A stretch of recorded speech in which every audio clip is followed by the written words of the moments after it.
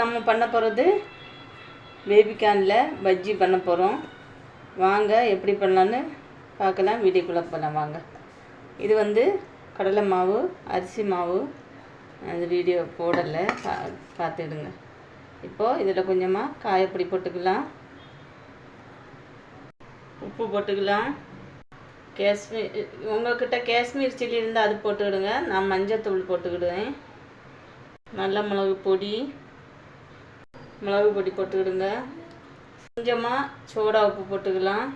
நீங்கள் வந்து உடனே நான் இப்போ உடனே பண்ணுறேன், அதனால தான் சோடா உப்பு போட்டேன். இல்லைன்னா சோடா உப்பு போட மாட்டேன். 1/2 hour இந்த மாவு விரைச்சி வச்சுட்டு அப்புறம் தான் பண்ணுவேன்.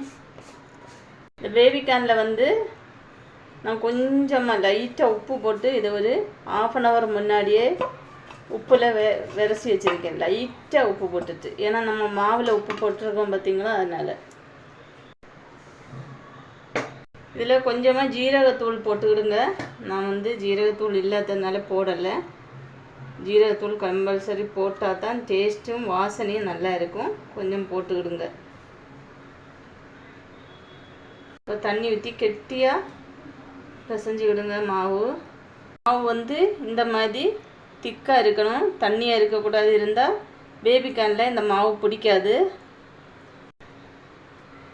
இந்த மாதிரி 4 பின் எடுத்துக்கிடுங்க. நம்ம அந்த கோபி மஞ்சூரியன் எல்லாம் சாப்பிட எடுப்போம் பார்த்தீங்களா, அது எடுத்துட்டு, இது வந்து ரொம்ப நீட்டமாக இருக்குது, கட் பண்ணணும்னா கட் பண்ணிக்கிடுங்க, அது உங்கள் விருப்பம். நான் வந்து இப்படி உள்ள இறக்கிட்டு இந்த மாதிரி போட்டுறேன். இந்த மாதிரி எல்லாத்தையும் பண்ணி எடுத்துக்கிடுங்க.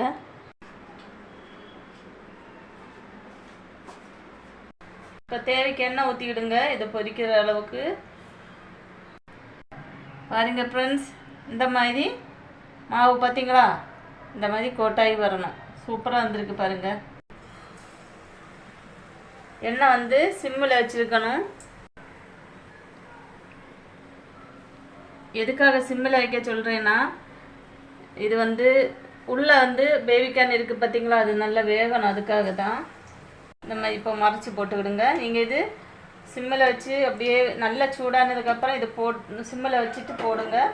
போடும்போது தான் உங்களுக்கு கரெக்டாக உள்ளே இருக்கிற பேபிகார்ன் எல்லாம் வெந்து மேலே மொறுன்னு நல்லா இருக்கும்.